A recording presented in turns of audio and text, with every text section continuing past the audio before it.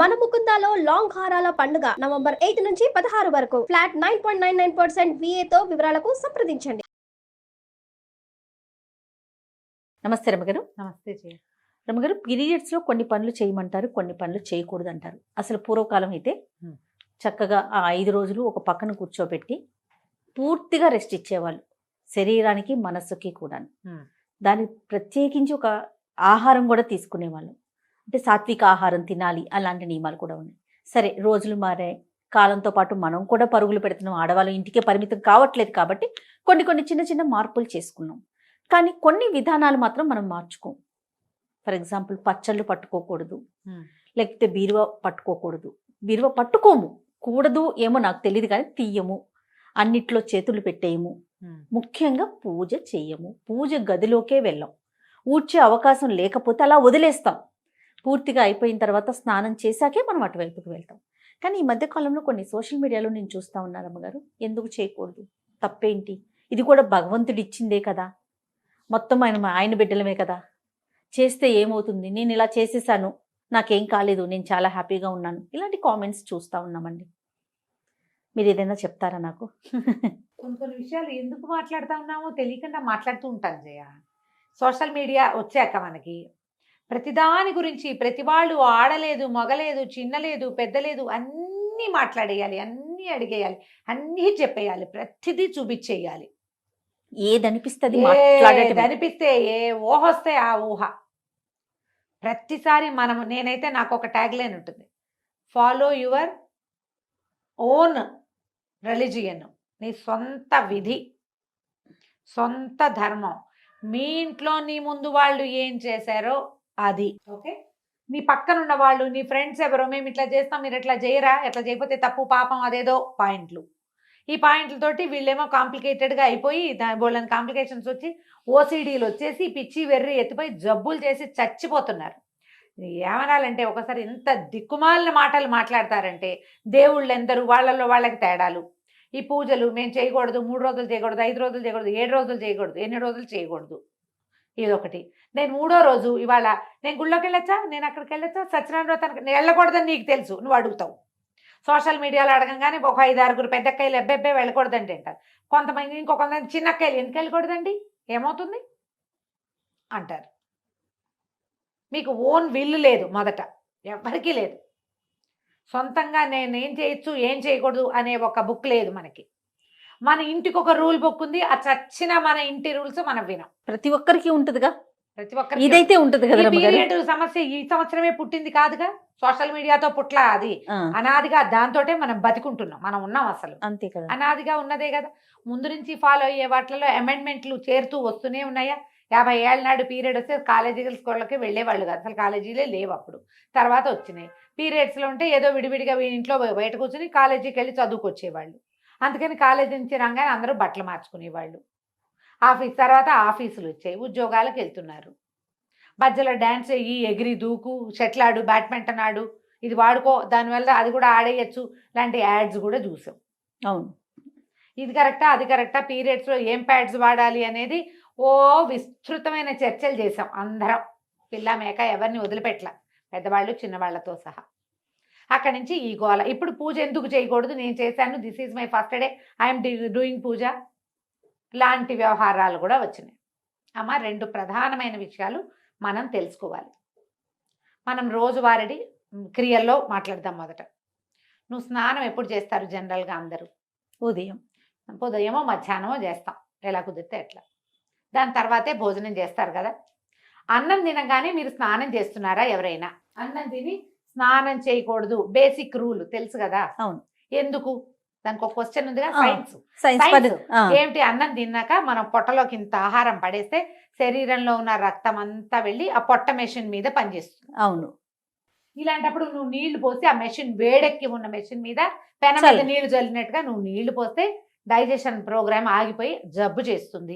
ఇది అందరు ఒప్పుకుంటారు కదా, బేసిక్ రూల్. పిల్లలకి కడుపు నిండా పాలు ఇచ్చి లేదా బాగా చక్కగా సెర్లాక్ తినిపించి నీళ్లు పోతే కక్కేస్తారు, తెలుసు కదా అందరికి. అవునండి కదా. ఇప్పుడు పీరియడ్ టైం అందరికీ రాదు, కొంత మగవాళ్ళకి అస్సలు 0, ఓన్లీ ఆడవాళ్ళకి. 10 ఏళ్ళు దాటిన తర్వాత 50 ఏళ్ళకి 55 ఏళ్ళకి దగ్గరలో ఈ మొత్తం పీరియడ్ అంతా ప్రతి నెల ఈ ఋతు అవస్థ ప్రతి ఆడవాళ్ళకి వస్తుంది. ఋతుస్రావం అత్యంత సహజమైన క్రియ, స్త్రీ శరీరంతో చేయబడుతుంది. అది నెలంతా మీ శరీరం ఏం చేస్తుంది, ఒక 20 రోజుల పాటు పనిచేసి స్త్రీల లోపల గర్భధారణకి అనువుగా ఒక బ్యాగ్ని ఏర్పరుస్తుంది. అవును, దాని పని అది చేసుకుంటూ ఉంటుంది దాని సిస్టమ్ ప్రకారం.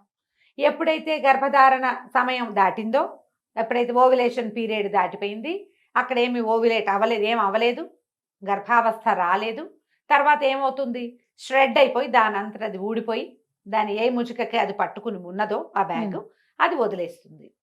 అది స్లోగా బయటకు వచ్చేస్తుంది, డిశ్చార్జ్ అయిపోతుంది. డిశ్చార్జ్ అయి సహజంగా అత్యంత సహజమైన క్రియ. దీని గురించి వెగటుగా మాట్లాడడానికి వీల్లేదు, ఎందుకంటే నీ బతుకు దాని మీద ఉంది, మనుషుల పుట్టుక దాని మీదే ఉంది, దాన్ని గౌరవించి తీరాలి. ఈ షెడ్ చేసే టైంలో శరీరం లోపల ఎక్కడో ఉన్నది, అది ఒక మార్గం ద్వారా నిదానంగా అది బయటకు వచ్చేటప్పుడు శరీరంలో ఉన్న క్రియలన్నీ స్లో అయ్యి ఈ క్రియకి దోహదం చేస్తాయి. సైన్స్ డాక్టర్లు కూడా చెప్తారు కదమ్మా, ఏ డాక్టర్ గైనకాలజిస్ట్ అయినా చెప్పేదేగా. పీరియడ్స్లో రెస్ట్ ఇవ్వండి అని చెప్పే డాక్టర్లు లేరా? ఉన్నారు, 100% ఉన్నారు. అవసరమైతే చేయండి అమ్మా, అవసరం లేకుండా మీరు సీనియర్ గైనకాలజిస్టులు 100 మంది ఇంటర్వ్యూలు చూస్తాను చేయ నేను. అవునండి, గైనకాలజిస్ట్ అనగానే ముందు అదే వింటాను నేను మిగిలిన మానేస్తా. పీరియడ్ టైంలో సాత్వికంగా తినండి, గైనకాలజిస్ట్ చెప్పకర్లా, మన ఇంట్లో ఉన్న ముస్సిలి మా అమ్మ కూడా చెప్తుంది. అవును, హాయిగా లైట్ ఫుడ్ తినండి, రెస్ట్ తీసుకోండి, ఓ పక్కన ఉంచండి. కొంతకాలము దీని మీద అవగాహన లేక వీళ్ళని స్నానాలు చేయనివ్వకుండా ఒక మురికి చీకటి కొట్లలో వాళ్ళని చూస్తేనే పాపం అన్నట్టుగా జరిగింది. నేను కాదని అన్నం, ఒక రకమైన అవగాహన లోపమే కానీ అసలు క్రియ మాత్రం చేశారు, వీళ్ళకి రెస్ట్ మాత్రం ఇచ్చేవాళ్ళు. అవును, దీనికి ప్రధానంగా కావాల్సింది రెస్ట్. అది జరిగింది, అదైతే జరిగేది. వాళ్ళని ఇంటి పనులలోకి రానివ్వకుండా ఓ పక్కన వచ్చారు, చూస్తేనే పాపం అన్నట్టుగా ప్రవర్తించిన వాళ్ళు కూడా కొంతమంది ఉన్నారు. వాళ్ళకి అవగాహన లేక, అది ఎక్కడ పర్సెంటేజ్ తక్కువ కదండి, చాలా తక్కువ. ఆ ఒకటి హైలైట్ చేసి మాట్లాడకండి దయచేసి, మీరెవ్వరూ ఆ పరిస్థితుల్లోకి వెళ్ళాల. ఇప్పుడు సమాజంలో ఉన్న వాళ్ళు ఎవరు దాన్ని చూసిన వాళ్ళు చాలా 10% కూడా లేదు. అవునండి, ఇప్పుడు ఈ మాట్లాడే వాళ్ళు ఎవరికి దాని గురించి తెలియదమ్మా. అక్కర్లేని మాటలు అవన్నీ పక్కకుంటే సరిపోతుంది. అయినా ఇప్పుడు ఇది డిశ్చార్జ్ అయిపోతుంది నిదానంగా. అప్పుడు నువ్వు తిండికి ఎక్కువ అవి ఇవి తినేసి వృక్ష పదార్థాలు తిని పొట్టకి పని కల్పించద్దు. నీ గర్భంలో పొట్టలో వేరే క్రియ జరుగుతోంది, దాన్ని స్లోగా జరగనివ్వు, జరిగిపోతుంది దాని దారినది. అయిపోయాక 4 రోజులు అయితే జనరల్గా పాత రోజుల్లో 3 days ఫుల్ బ్లీడింగ్ అయ్యేది, ఇది లెక్క. 4వ రోజు స్వల్పంగా ఉండేది, 5వ రోజున మార్నింగ్ 5వసారి స్నానం చేస్తే 5th day మార్నింగ్ మీరు తల స్నానం చేస్తే మీరు పూజ చేసుకోవచ్చు, ఇది చేసుకోవచ్చు, అన్నీ చేసుకోవచ్చు అనే విధి ఎప్పుడు ఉండేదంటే, అప్పట్లో ఆడవాళ్ళు వంగి లేచి కూర్చుని నీళ్లు పట్టుకుని నీళ్లు తెచ్చుకుని కూర్చుని గొంతు కూర్చుని వంట చేసి బావిలోంచి నీళ్లు తోడుకుని చల్లటి నీళ్ళ స్నానం చేసి వాకిళ్ళూడ్చి బియ్యం దంచి ఇన్ని పనులు చేసేటప్పుడు ఈ 4 days ఖచ్చితంగా ఉండేది. నాకు కూడా తెలుసు, నా సొంతంగా కూడా. ఎప్పుడైతే మనం ఈ సుఖాలు అలవాటు పడే బాత్రూమ్కి వెళ్ళడానికి నడవము, మనము కింద కూర్చొని ఏ పని చేయము, ఏమి దంచము, తొడము, కడగము, ఊడము, చెరగము, ఏ పనులు లేవు. ఇప్పుడు పీరియడ్స్ పైకి కిందకి సహజంగా అయిపోతున్నాయి అందరికీ కూడా. ఇప్పటికీ కూడా 4th dayకి బ్లీడింగ్ పూర్తిగా ఆగిపోయే వాళ్ళు 50% ఉన్నారా లేదా? ఉంటారు ఖచ్చితంగా. అందుకే ప్రెగ్నెన్సీలు, నార్మల్ ప్రెగ్నెన్సీలు చాలా ఉన్నాయి కదా, ఉన్నాయి కదా. నార్మల్ ప్రెగ్నెన్సీ ఎవరికి వస్తుంది? పీరియడ్స్లో ఫ్లక్చుయేషన్స్ లేని వాళ్ళకి నార్మల్గా ప్రెగ్నెన్సీలు వచ్చేస్తాయి. ఏదో ఫ్లక్చుయేషన్ ఇబ్బంది ఉందంటే మీరు పని చేయకపోవటం వల్లే అని నేను అన్ను, రకరకాల ఎలిమెంట్స్ అయ్యి ఉంటాయి. అయినా ఇప్పుడు ఈ క్రియలో ఇది సహజమైనది, మీకు అందరికీ తెలుసు, నేను మళ్ళీ చెప్పాను. వేరే పూజ దగ్గరికి వద్దాం. వాట్ ఈజ్ పూజ? ఏంటమ్మా పూజ? భగవంతుడు నువ్వు 2 పూలు తెచ్చి ఊరికి ఇక్కడ పడేసి అలంకారం చేసుకోవటం కాదు. నీ పూజ చేస్తే మన శరీరంలో ఉన్నటువంటి బ్లడ్ పైకి వెళ్తుంది, చక్రాస్లో ఉన్న ఎనర్జీ పైనున్న సహస్రారంలో ఉన్నటువంటి శక్తిని చూడ్డానికి పైకి వెళ్తుంది. అది మనకి ఇప్పుడు పీరియడ్లో శక్తి అంతా ఎక్కడికి వెళ్తోంది? తిరోగమనంలో ఉంది, కిందకి వెళ్తోంది. ఈ కిందకెళ్ళే శక్తిని నువ్వు పట్టిలాగి పైకి తీసుకెళ్తానంటాం ఏంటి? గొప్ప అది ఏంటమ్మా? అది ఎందుకు చేయాలి ఆ పని? పూజ అంటే నువ్వు పువ్వులు పెట్టడం, ఐఎమ్ డూయింగ్ పూజ, నాకు ఇంగ్లీష్లో 4 వాక్యాలే వచ్చమ్మా, అంతకంటే రావు, ఇవే వచ్చు. డూయింగ్ పూజ అంటే ఏమొచ్చు మీకు? ఏవో 2 పువ్వులు పెట్టి ఒక దీపారాధన చేసి ఒక అగరత్తులు వెలిగిస్తే అది పూజ ఏం అయిపోదు. ఇది ఊరికే క్రియ చేస్తున్నాం అంతే మనం. పూజ అంటే ఏదైనా చదవటం, ఏదైనా భగవంతుడికి ఆత్మ సమర్పణ చేయటం అమ్మా పూజ అంటే, అది క్రియ కాదు. ఉమ్. క్రియ కాదు. ఈ పై క్రియ చేసి నేను పూజ చేశాను, పీరియడ్స్లో ఉన్నాను, నేను చేస్తున్నాను, నాకేమీ కాలేదు, మీకు కూడా ఏం కాదు, చెయ్యండి అంటే నువ్వు ఒకదానివి 2 పువ్వులు పెడతావు. నేను అట్లా పెట్టను, నా పూజ అది కాదు. నాకంటే పూజ అంటే ఇంకోటి ఉంది. నువ్వు చేసావని నేను చేయకపోయినా ఎవరో ఒక పిచ్చి మొహాలు 5-6 గట్టిగా అవి ఇవి చదువుకుని చేస్తే వాళ్ళ బ్లడ్ పైకి పంప్ అవుతానంటుంది, ఓ పక్కన బ్లడ్ ఫ్లో కిందకి వెళ్తోంది. ఎందుకు చేస్తారమ్మా ఈ పనులు? ఎందుకు చేయొద్దన్నారు? అసలు పీరియడ్లో ఈ పని వద్దు అని ఎందుకు చెప్పారంటే 2 పద్ధతులు. తిరోగమనం కిందకి ఫ్లో అవుతున్న దాన్ని నువ్వు పైకి పంప్ చెయ్యొచ్చా? ఈ పూజ పిచ్చి ఎందుకు? 5 రోజులు నువ్వు ప్రశాంతంగా ఉండొచ్చే, 4 రోజులు పూజ వద్దు, వంట తంట చేయబోక హాయిగా ప్రశాంతంగా ఉండు, నీ శరీరం బాగుంటుంది, నీ హార్మోన్స్ చక్కగా ఫ్లో అవుతాయి. ఒకవేళ నీ ప్రెగ్నెన్సీలు మనం ఇప్పుడు కంటల్లో 5 వరకు అంటే బాగా కనేవాళ్ళమ్మా. అవును. ఇప్పుడు కనడాలు లేవు, ఎవరు 1, 2 కంటాం. కొన్ని అసలు 1 కూడా వద్దనుకునే అవి కూడా తయారైనాయి ఇప్పుడు, అవి వద్దని. కానీ మీకు మీ శరీరం తన పని చేస్తుంది. బుద్ధి నీది, వద్దనుకునే బుద్ధులు మనవి. శరీరానికి మాత్రం దాని ప్రకృతి ధర్మం ప్రకారం ప్రతి నెల అది రెడీ అవుతూనే ఉంటుంది. నువ్వు వద్దన్నా అది మాంద కదా. నువ్వు అదేం చేస్తుందో దాన్ని చేయని, అది ఏ రకంగా వెళ్తుందో దాన్ని వెళ్ళని వాళ్ళు. కానీ నీ ఐడియాస్ తోటి శరీర ధర్మాలని పాడు చెయ్యొద్దు. పూజ చేస్తే నాకేమీ కాలేదు, నాకేమీ కాదు అన్న నమ్మకం నీకుంటే నువ్వు నీ ఇంట్లో చేసుకో, దాన్ని ఫేస్బుక్లోను వాటిలోనూ పెట్టకు. నేను కొన్ని ప్రశ్నలు ఎప్పుడు ఎదుర్కొంటాను జయ. వాళ్ళ 4th డే నీ గుళ్ళోకి వెళ్తా, ఎప్పుడు వెళ్ళను ఎందుకు అడుగుతారమ్మా? నాకు తెలియక అడుగుతా. సొంతంగా డిసైడ్ చేసుకోరు మీరు? ఇది మీ పర్సనల్ థింగ్ కదా. అంతే నాకు కదా ఎంత కోపం వస్తుందో జయ. అంటే ప్రశ్నలు అడిగితే మీ కోపం వస్తుందా? పెద్దవాళ్ళు మీరు ఇలా మాట్లాడచ్చా అంటారు రమ్మగారు. నువ్వు కూడా అంటావు. అవును, నువ్వు కూడా అదే మాట అంటావు. నేను అంటాను నీ సొంత పర్సనల్ థింగ్ నువ్వు ప్రతిసారి చేస్తావు. మీ ఇంట్లో మీ అమ్మ చెప్పింది, అమ్మమ్మ చెప్పింది, మేనత్త, అత్తగారులు అందరూ చెప్పుంటారు కదా, ఈ క్రియ ఉన్నప్పుడు ఇది చెయ్యకూడదు అని. నాతో అవుననిపించుకోవాలని మీరు ఎందుకు అనుకుంటారమ్మా? అసలు తప్పు కదా అది. నాకేం బ్లీడింగ్ లేదండి, నువ్వే డిసైడ్ చేసుకో. రెండో మనిషి నీకు అనుమానం ఉంది కాబట్టి నన్ను అడుగుతావు. అనుమానం ఎప్పుడు వస్తుంది జయ? అది తప్పని నీకు తెలిసినప్పుడు కాదు. అంతే కదా. అవునా కాదా? ఖచ్చితంగా. దయచేసి ఈ పీరియడ్స్కి ప్రవచనకర్తలు, పెద్దవాళ్ళు, ఆడవాళ్ళు మాట్లాడడం మానేయండమ్మా, స్పందించడం మానేయాలి. ఇది లాస్ట్ స్పీచ్. నేను మళ్ళీ ఇంకొకసారి పీరియడ్ మీద నీతో మాట్లాడి చేయ. పీరియడ్స్ గురించి ఇక నన్ను అడగద్దు, నేను చెప్పను. ఇవి వినడం వల్ల మీరు కేసులు చుట్టాలనేనేమో అవి చూస్తున్నాను. ఇవి అతిగా మాట్లాడతారు, మగవాళ్ళు కూడా చెప్తున్నారమ్మా అక్కర్లేని మాటలు. ఎందుకు వచ్చింది ఇవి ఈ మాట్లాడడము? ఇవి విన్న వాళ్ళలో ఒక్కొక్కళ్ళు భయస్థులు, పిరికి వాళ్ళు, పాపం మానసికంగా బలహీనలమ్మా. ఇవి విని భయపడి చచ్చి అదేదో ఎక్కడైనా అంటిందేమో, ఏదైందేమో, ఓసిడీకి లోనయ్యి జీవితాలు మిజరబుల్ చేసేసుకుంటున్నారు జయ. 40 పైన కేసులు మాట్లాడాను జయ ఈ ఒక్క విషయం మీద. నేను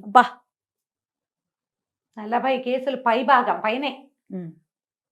ఒట్టి శుభ్రత అది కాదు, పీరియడ్ రిలేటెడే చచ్చిపోవడానికి సిద్ధమయ్యే కేసులు చూస్తున్నా నేను. సూసైడ్లు చేసుకుంటున్నారు, దాంట్లోకి వెళ్ళిపోతున్నారు. పిల్లలు కలిపేశారని, ముట్టు కలిసిపోయిందని, అదేదో పంప మునిగిపోతుందని, ఆ 3 రోజులు వాడుకున్న బట్టలు మళ్ళీ వాడుకోకూడదని, గాజులు వేసుకున్న వాళ్ళు గాజులు కూడా తీసి బయట పారేయాలని, ఎన్నెన్నో మార్చాలి, ఇల్లంతా కడిగేసేయాలి, బట్టలన్నీ ఉతికేసేయాలి, దుప్పట్లన్నీ తీసి బయట పారేసేయాలి, పిల్లలు స్కూల్ నుంచి ఇంటికి వస్తే డేగ కళ్ళతో ఆ పిల్లలకి తల్లికి రిలేషన్ ఉండటల్లా ఇట్లా అవుతోంది. మీరందరూ మాట్లాడడం మానేయండి దయచేసి.